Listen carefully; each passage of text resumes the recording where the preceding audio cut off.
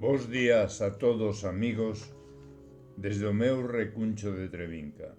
A quenda deste espazo das madrugadas correspóndelle hoxe a un dos grandes investigadores no eido social. Historia, antropoloxía, social e cultural, etnografía, patrimonio e un longo etcétera. Carlos Xavier Ares Pérez, ademais, é un mestre no manexo da palabra, dominando á perfección a nosa lingua, e para min unha honra compartir espazo con il no noso grupo cultural Nós a xente do redor. Hoxe, Carlos, no número 21 da nosa revista, regálanos un precioso e didáctico artigo que a min emocioname especialmente porque fala das terras da miña contorna. Titulado Vouche contar un conto das Mouras de Trevinca, do que tentarei poñer voz nos primeiros parágrafos.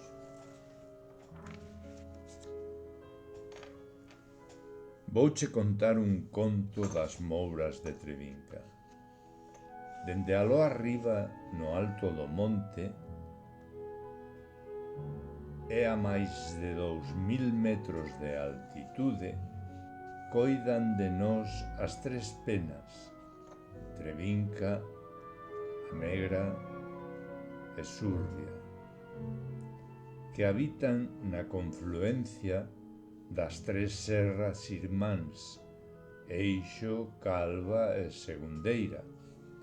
Dende alí regan as nosas vidas cos seus 5 brazos de auga: Casollo, Cabrera, Tera, Vivei e Xares, que baixan polas ladeiras cheos de vitalidade e duns sons que repenican na quietude dunha paisaxe na que o tempo decidiu deterse para contemplar tanta beleza.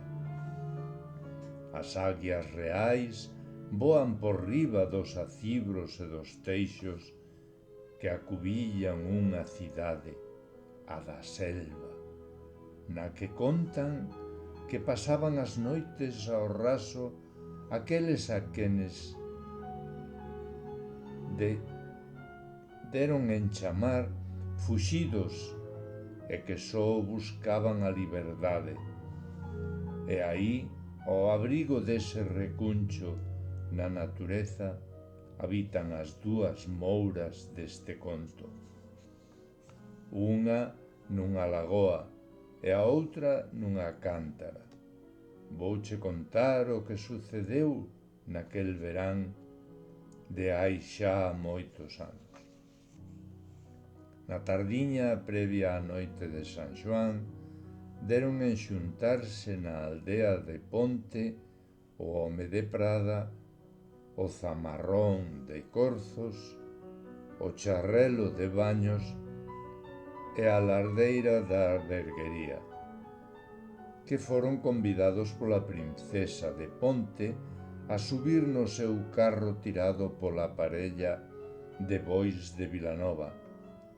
Partiron cada a lagoa da Serpe e cando pasaban polo alto do Fial chamaron polo boi de Baños e o do Entroido de Valdín, que en amena conversa agardaban por eles deitados baixo a luz dun sol que naquela tarde de xuño apretaba a serra cos seus raios.